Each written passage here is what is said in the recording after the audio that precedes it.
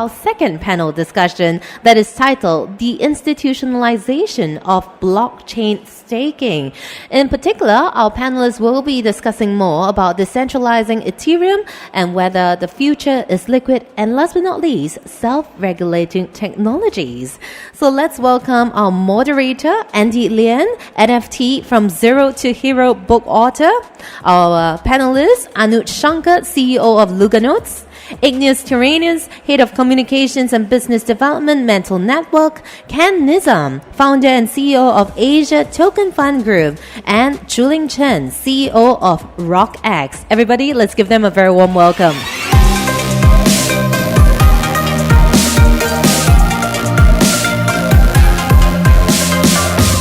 Hi, good morning, everyone. It's good to see everyone in Singapore. And today we have a lovely panel, and we are going to talk about something a little bit more serious and a little bit maybe more technical. So it's about blockchain crypto staking. So before we start the whole conversation, we will have a round of introduction. Let's start off with Ken. Morning, everyone. Thank you so much for having me here. So my name is Ken Nizam. I'm the founder and CEO of Asia Token Fund Group. Also a member of Forbes Council, KOL for Binance and CoinMarketCap. And what we do is we are a venture builder, a VC, as well as a go-to-market agency. I'm based in Singapore with a team of over 35, based all across the world. And we do a lot on crypto investment. So I think this is one of the subject that, really intrigued me. Yeah, thanks. Hi, good morning, everyone. My name is Juling Chen. So I'm the CEO of RockX. So at RockX, we do two things. So for any companies or developers who want to interact or get onto blockchain, we have the access point for you to scale. And once you start to have tokens and you want to generate a self-custodial income, which is staking, we run validators. So yeah, we've been doing this for the past 4 years. It's very excited to be here to share our experience. Hi everyone, my name is Igneous Tyrannus. I'm the public liaison for Mantle. I look after comms and BD stuff. So Mantle is EVM L2 and it's modular and high performance. And we recently just did a brand merger with BitDAO, one of the largest decentralized autonomous organization in the world as well, and inheriting one of the largest on-chain treasury, currently sitting at about 3.8 billion. So our mission is to kind of help the wide adoption of decentralized technologies through our development of the upcoming Mantle L2 as well as a liquid staking derivative product that is coming up. So pretty relevant to the conversation, I guess. Thanks, Igneous. Hey guys, good morning. I'm Anuj from Luganotes. So I'm the CEO of Luganotes. We are a Swiss-operated non-custodial staking provider. So currently, we are the world's fastest growing staking provider. We manage around 700 million USD worth of staked assets across 22 plus proof of stake networks. So we run validators on each of these, and we also provide a lot of different other infra services to various different blockchains that we work with. So that's like a quick intro. That's great. So for myself, I wear various hats, but today I'm just a book author. And I have a lot of questions in mind about how staking is going to work, how institutions are taking a bigger role, within this crypto staking environment. Let's start off with the first question. How can institutional investors effectively manage their risk when participating in blockchain staking? What risk management strategies are being used? Any gentlemen who would love to take this question first? Yeah, I can probably start. So when it comes to managing risks for various institutions, especially when they are participating in staking, usually it starts with the due diligence of the network itself. So when I say due diligence of the network itself, it means things like the security of the chain, the governance of the chain, how it is managed and how it is handled, right? So things like those typically are pretty important. So due diligence is one of the key decisions or key part of the risk metrics that usually institutions take up. Then secondly, diversification when it comes to choosing multiple staking providers, right? So even if one of the providers that they have worked with doesn't work out pretty well, the other ones can always help them diversify their overall choices for staking with multiple people, right? So that's something that usually institutions should typically take care of. Like, for example, when we are working with various custodians, they give the institutions options of staking with multiple providers. So typically, institutions select multiple providers to just diversify the overall risk. So that is number 2, and number 3 is on the overall regulatory compliance, right? So that's something that is always a tricky part, but usually it's always beneficial to be in touch with the regulator and to just check with the staking providers as well as to what is the latest regulatory scheme in the geography in which they are staking. So that's something important to take care of. So these are some of the 3 points that I wanted to mention. That's good insights. Yeah. Ken? I think the most fundamental is to really understand what the risks are first, before you try to mitigate them. Definitely, when it comes to crypto staking, you know that you're going to lock your funds up for quite a long time. You can be short, but can be long as well. But for me, there are 3 fundamental risks. Number 1, of course, is crypto volatility. When you stake the prices of crypto, the value of your assets. Number 2 is the security of the network. How well do you know the team behind it, or how stable the network is? You research. How many times has the network been bugged or been hacked? Number 3 is the platform itself. How safe and secure are the platforms? There are no platforms that can guarantee you 100% security. I mean, like FTX collapsed, one of the biggest. So how can the rest ensure that they won't collapse? So these are the 3 big risks there is. Having said that, I think you've spoken about the first 3 points. I would like to add 2 more points I think can be added as an extra layer for mitigating risk. Number 1 would be custodian service. There's quite a lot of custodian services out there. Some are really good and reputable. This adds as an extra layer of protection for your funds, especially if you are new to crypto. Because from the trend that I've been noticing right now that there's a lot of crypto VCs out there. They are experts. They have been there, done that, it's done. But right now, what we're noticing, there's a lot of newer family offices or newer H&W, high net worth, that's coming into the space. They don't want to go through the VC route because they want to profit more, but they don't really understand the fundamental. So I think having a custodian services would be good. And number 3, a bit basic, would be some staking platforms offers insurance. And this insurance can protect you. Again, when we talk about institutional investors, we don't really care about volatility. I mean, we all have risk appetite. Institutions have risk appetite. But the most important is protecting your assets from being hacked, from being bugged, or just loss of assets. So custodial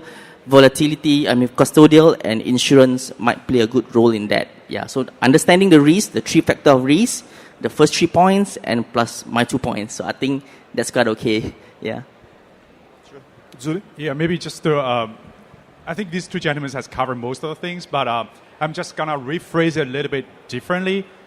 If you're looking at staking, actually you're looking at a long-term yield that comes from the network itself. So meaning that if you look at Ethereum, for example, as an internet company or even an internet territory, staking yield is basically the sovereignty bond that you're dealing with, right? So just like you're investing in any sovereignty bond, the first thing you look at is the currency risk, meaning that do you believe in this company or do you believe in that economy? So you look at the network activity. You look at how robust the network is. So that's how you draw a conclusion whether you want to do more on Ethereum or you want to do on Polkadot or you want to do Cosmos, etc. Yeah. Then the second thing is just like Ken mentioned, you need to really understand, okay, who is holding your principal, right? That's your asset. Are you entrusting a third party to do it? Are they trustworthy? How are they doing it? Are you comfortable with that, right? Or are you doing it in a self-custodial way?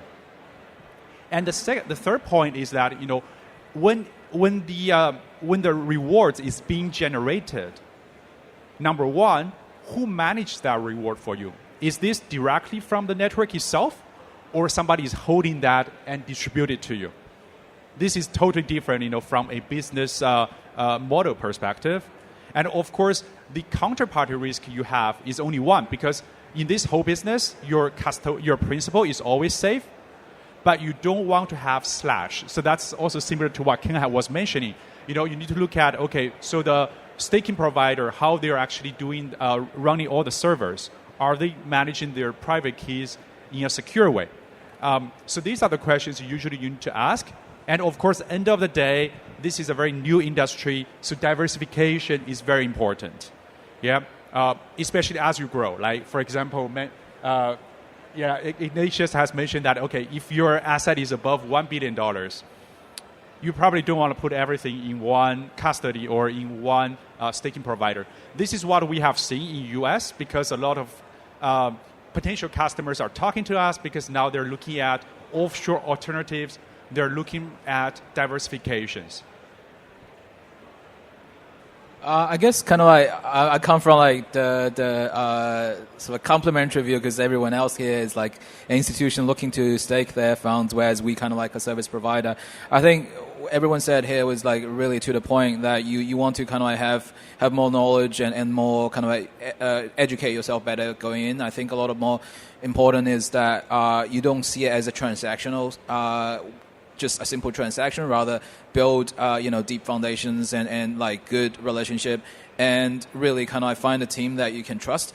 I understand kind of trust might be a dirty word in like what's supposed to be a trustless protocol service, but at the end of the day, behind the code and the decentralized protocols, we're dealing with people, and a lot of times like you can still use the due diligence of traditional financial market in this space, especially when dealing with people. It's important that you find, protocols and peoples and teams and, code that you can basically see who are building for the long term, instead of, just going there for the quick buck because there's heightened activity on a particular chain.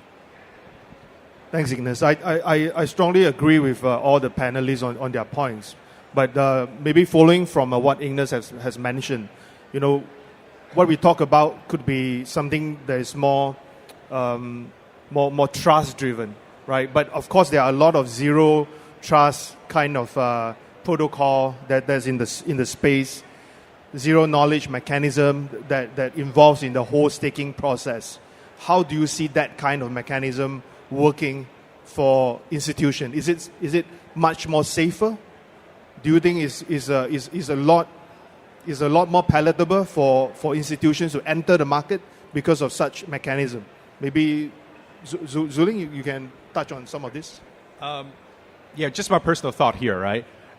Staking is not really a new concept. If you look at the proof of work world, there is mining, right? So you have physical machines that secures the network, process the transactions, hence you generate the yield. Staking is basically the new type of mining mechanism in the proof of stake area, right? So now your tokens, together with the server, becomes a virtual mining machine that safeguards Ethereum, and hence you are rewarded for the work you do. Yeah. So, first of all, I just want to make this point. So this is not really an interest that you earn on your capital. In fact, you are doing work, right? This is more to SEC. So they need to understand this is actually your work done and you're rewarded for that. And if you think from a institutional perspective, BTC mining has been very institutionalized. We've seen public listed companies get into mining. We've seen a lot of banks doing, financing into mining. So actually this is a natural extension that people will start to see, so staking is actually, another type of fixed income that comes from the network itself. Yeah. So having that said, so we think institutions are going to understand that, because it's easier to argue that layer 1 tokens are utility tokens compared to whether it's a DeFi token or it's a NFT or something, right? And the second point here is that so once you get into this, how can you make it more secure using new technology? So one particular technology we're looking at is distributed validator technology. So what it means is that we're getting into an era where each servers are not gonna have a full private key. So meaning that even if a provider like us got hacked, nobody can touch the private keys. So there's no security issue anymore. And also this generates a new era. We will be validating the validators with our clients together. We are backing each other up, right? So this improves the performance. This also improves the security level. So this is something that we have been building together with the SSV team for the past 1 year, because we see this is a really important technology that can remove another layer of trust on this whole network. Yeah. So I'm just going to stop here. That's good insights. Ignace, you want to add on? Yeah, sure. I really like the fact that sort of like this to remind people that when you are staking, you are actively securing the network. So, like if it's a network that, doesn't really have that many users, or, because we're building on L2 and we're actually quite bearish on alt L1s, we really think it's important that, you have a vibrant economy that's already going on. I know we were going to sort of segue into liquid staking later, but the idea is that you want those kind of like derivatives, liquid staking derivatives, or like, your staking rewards to be in an active economy that can be used, that has utility, rather than just kind of like simple rewards, then people are just going to sell it on. If it is like, if the entire purpose of those rewards are that people just can sell it for fiat, then you don't have an internally circulating economy. Then you're not really creating utility, other than kind of like generating some sort of like, very much like DeFi farming rewards. So we really think, DeFi kind of captures so much of attention to people, but the next kind of like area of focus in this is really going to be liquid staking, derivative Fi or LSD Fi, which is something that has utility, that your derivatives can be used for gas, for other usage within like a larger vibrant ecosystem where developers are actively building. Then you don't actually need to just sell it. You actually can accrue it with like value, kind of like always coming back to the hand. Yeah, absolutely. So coming back to the question, right? So which was around zero trust and zero knowledge. So these mechanisms obviously are the pure reasons why we are sitting in this conference as well, because the whole space preaches about how do we create trustless systems, right? The reason why Web3 came about was, the sole reason of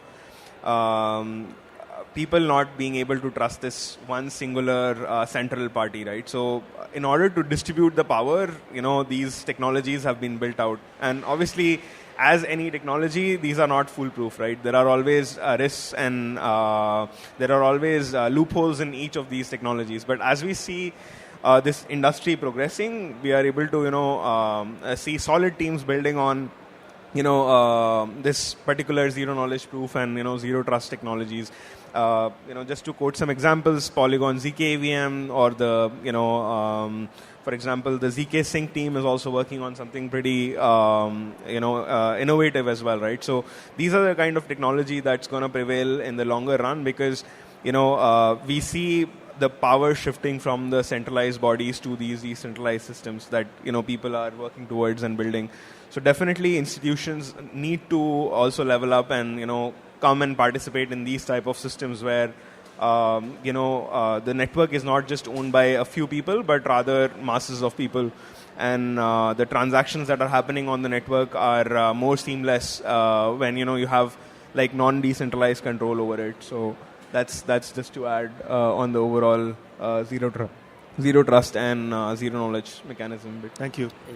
Yeah, I totally agree. What Anuj said, that the network should have more people coming in to validate. I think this is the fundamentals of what staking is. It's not just for you to put your crypto there and yield. It actually contributes to the network itself, to the security itself.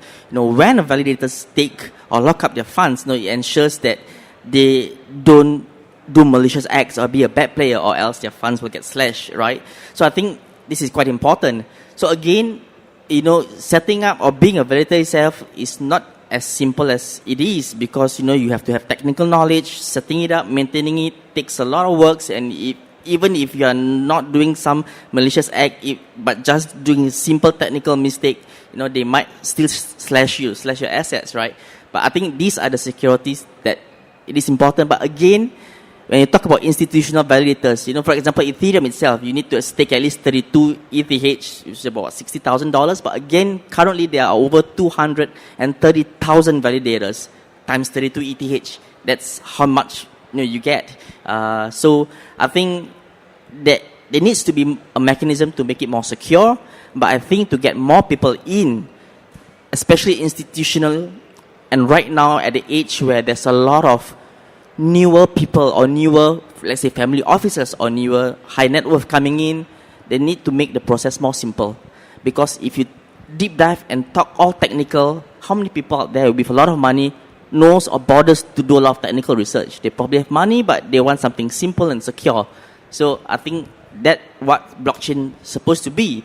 You want to have a mass adoption, keep the technical complexity to the tech people, to MIT and whatnot. But you need to adopt the billion people who probably don't have technical knowledge, but they have the resources for it. So make it simple and foolproof, but secure at the same time. Yeah. That's great. Sorry, great if I to may know. just add one Sure. point, because No problem. I think Ken had a fantastic point. Because now we're talking about institutionalization, right? So number one, the easiness of using that technology is really important. If you're going to a board decision and you're not really trying to make everyone understand what is decentralization. Actually, they're going to ask you two questions. They're going to ask, if something goes wrong, who should I call? Who holds the counterparty liability?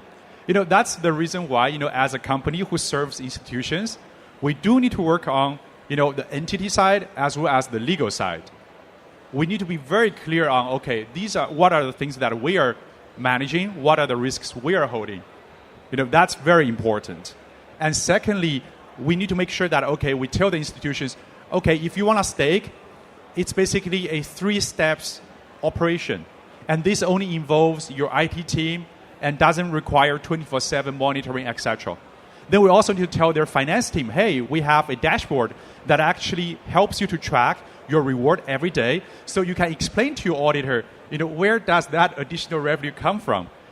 These things, 2 years ago, we don't have that because we're talking to developers. We're talking to, the blockchain foundations. They don't need that education or they don't need that assistance.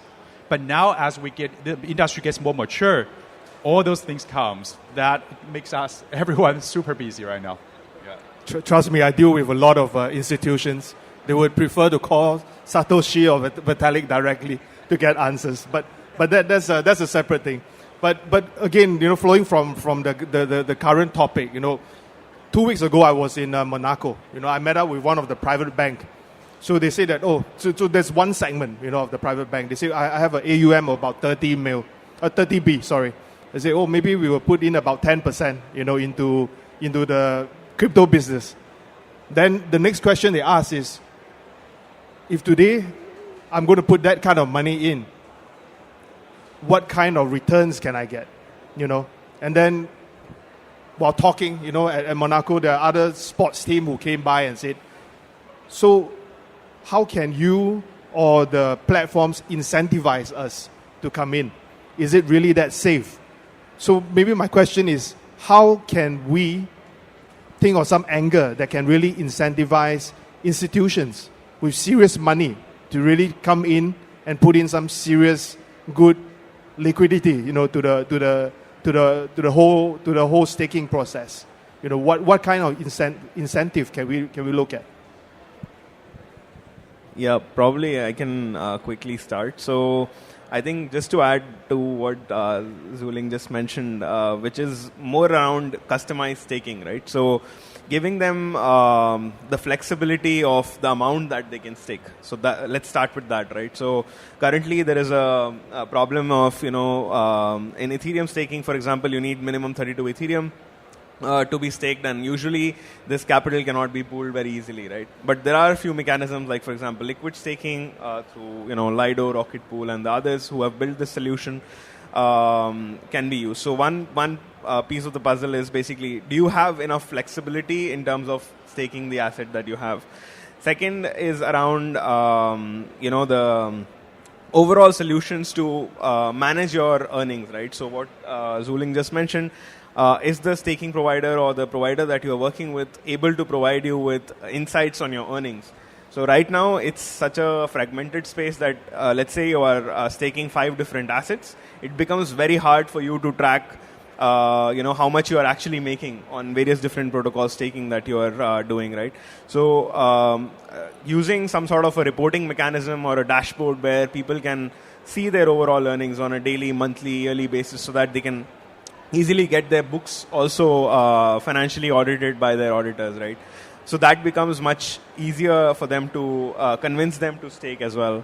Then the other point that also Ken mentioned previously was around slashing insurance. So giving them the overall comfort on the asset itself, right? So that they become more comfortable when they are staking. And they don't think about the principal loss itself, right? So educating them on why slashing occurs, what are the different scenarios, and then how a provider can protect them from those scenarios is something that is pretty critical as well.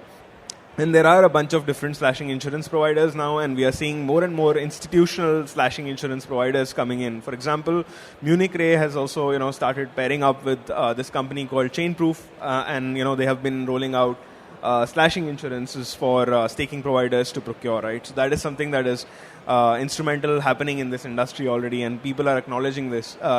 Last 2 years, people, as Zulin mentioned, didn't care much because it was just developers who were dealing with the overall protocol staking. But now, since institutions wants to come in, they look for how do they protect their principal, how do they get a stable yield. Because I face this question every time whenever I'm facing an institution. The first question I get is, what is the return that you're going to give? It's very hard to predict because we are into non-custodial staking, and the way the yield is also calculated is very non-traditional, right? It depends on the overall staking activity that is happening on the chain. So you cannot. The answer is not like 8% or 7% or 6%.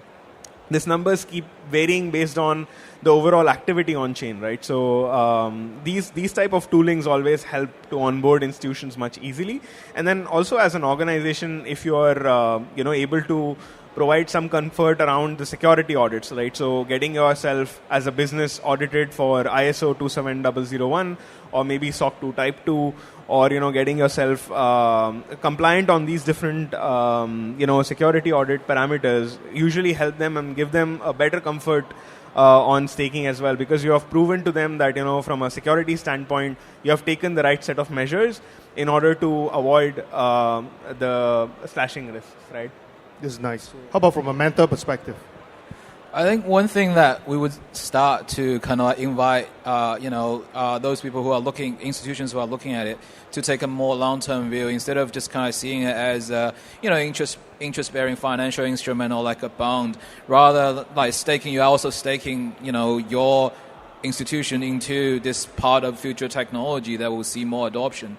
And it's a fast-moving landscape as well. Like before the Chappelle upgrade, like by staking on the beacon chain, you're actually locking up your capital, and then you basically can't withdraw it. But currently the largest kind of staking pools, you have Lido, you have Rocket Pool, and then Coinbase, Kraken both have their custodial staking products.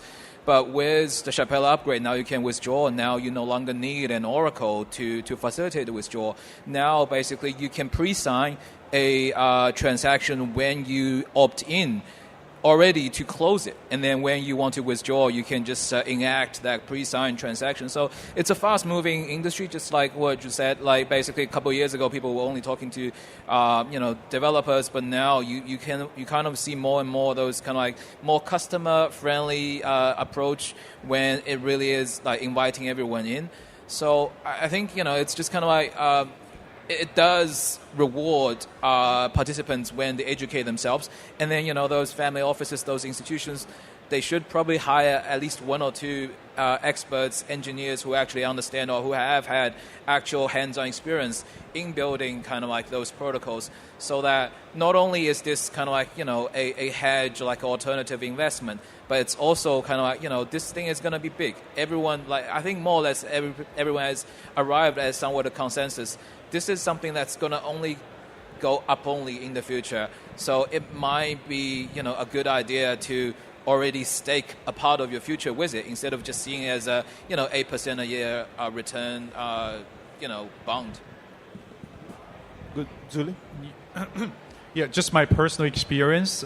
Institutions need less of incentives, but more of assurance, right? They're more looking at the downside before we start to talk about the upside. So having that said, one of the things that, when we talk about staking is that you have two ways to do that. One way is that you own all those nodes or validators yourself. So meaning that those all belong to you. Or you can mix up with others, which is more like liquid staking, right? Each comes its own merit. But for institutions, one thing you need to ask yourself is that, am I comfortable with mixing my assets with others? Or can I actually explain to my compliance, because that is not KYC'd. But of course, in the future, there will be KYC protocols. So for example, what we build is actually a KYC model. For liquid staking, we think that's more suitable for institutions. But this is one consideration they need to look at, right? Then the other thing here is that then you need to look at, okay, in terms of partners or those validators, in terms of the technical design, can you actually explain internally or get your buy-in that this is something that you think you own it, right? We do think just like, when people start to get into cloud, this is into servers, it's always about their own servers first, then cloud, then maybe in the future it's more of a hybrid. So we are more focusing on working on the assurance to institutions, and we think the time will come, once, because their customers are actually pushing them. They're calling them up. Why you are not trying that, right? So they do have a urge of doing something, but now we're just trying to eliminate that concern at the back of their head. Yeah, I think everyone have answered it perfectly. I think just to add one note only, I think the most important thing that, institution, be it institution or retail, investors, having into consideration is always about the security, not really about the rewards. Rewards, yes, is quite straightforward. Token value, volatility is also quite straightforward, but the security it is. Having gone through the past few months where a lot of crypto companies collapse, a lot of, with the likes of 3AC, FTX, and right now Kraken, Binance, Coinbase having issues with SEC. So the sense of security for investors, not only to, let's say, put the asset on the exchange to trade, it's already worrisome, yet alone to lock it up for a few months on that platform himself, not knowing whether the SEC is going to shut them down and the fund's going to get frozen or the platform just going to get collapsed. And again, in the crypto space, you hardly win any legal battles, unless you spend a lot of money. Then to win a legal battle is not even worth it. So having a trustworthy platform, again, is just words. Having audits is just words. Knowing who's behind it, you never know who they are. They can be big billionaires, but they can still be out there scamming you, shutting down the system and stuff. But again, basic fundamental, they should have in the system, for example, custodians, insurance. I think these are very important to safeguard, especially for new institutions. So again, referencing the traditional banking that gives you a sense of assurance, I think blockchain should also give you the sense of assurance through these two ways. All right, we still have a little bit of time. Just one final round, for everybody. Quick words, maybe 30 seconds. Just give your last few words before we end the whole session. Yeah. So just to end, give my quick thoughts. We are definitely seeing a lot of institutions get into crypto staking. That is for sure. We are getting in a lot of requests from various different VCs, hedge funds, crypto custodians and whatnot to get involved in this conversation of staking itself. And the volume of the capital that is also coming in is very, very high. So that's just a good sign. And obviously we have seen players like JP Morgan, players like the traditional banking systems, also getting onboarded in general into the space. So we are just yet to see when they start participating in the overall staking ecosystem and accelerate the overall, the security of the blockchain, which is why the staking first came into the picture. So that's the... Yeah, I think for institutions coming in with like little or no experience, it's good to find like a centralized platform and someone who helps sort of like as a custodian partner. But as they get more comfortable, as they kind of like accumulate more experience, it's always good to look at kind of like decentralized permissionless code basically like that is open source. Then you can actually audit it, you can actually have your own team run it, and then you can have a test environment. Because when it's kind of like objectively there, it's just algorithm. Then you can actually cut through a lot of the noise and then really find where value is, where participation can really be scalable instead of when you're dealing with the meat factor, the human factor. There's always the bottleneck of how many labor, how intensive the whole operation is. Yeah. So what has happened last year is definitely is alarming to the institutions, right? If they look at how many assets were wiped out, how many companies were wiped out. But just to set the record straight, what happened last year was mostly on the centralized crypto entities, right? It was a clear lack of risk control, and that's what we should learn about it. But if you look at the technology itself, it's still working. Staking does not fail last year. It was more on the like exchanges, custodies, lenders. And second thing is that crypto space is big enough right now. You can either look at it as a financial infrastructure, but you can also look at it as a new internet. But regardless, blockchain is the one that empowers all of them, and staking is the fundamental mechanism, or we are the ones that actually operates the blockchains to make sure that it's safe, right? So this is the first time, actually exciting, that by operating the blockchains, you are rewarded with a yield. Yeah, so that for any institutions, this is an opportunity, number one, from a technology perspective, and also take the yield as a financial opportunity. I think there are so many things people can do with that. I think the best part about staking that I really love, besides securing the network, validating it, I think it's more towards when you stake, you are actually reducing. Think about it, you're actually reducing the token supply. Thus, you're actually, in the end, creating this more of a like stabilized or increasing value of the tokens. So the more we get institutions to stake, the more supplies of the tokens limited, and the value just gets better. And we can see slightly more bullish market comes ahead, especially with a lot of staking platform, popping up and a lot of institutions actually joining and staking. So this might be one of the way that we could, finally get off the bearish market or even stabilize the market. That's the beauty of it. But again, for everyone, especially be it institutional or retail, know your risks, do some due diligence, and always invest what you are willing to lose. And that's about it.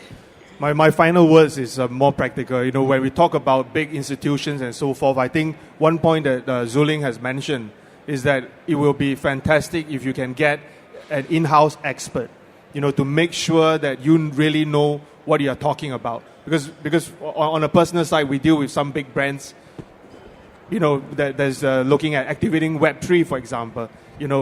It's going to be very tough because the legal guys will not understand what we are trying to do. And then if you are talking about staking from an institution standpoint, 100%, we need expert in-house to make sure that they are well protected. With that, thanks everybody. Great panel today. Thank you. Thanks.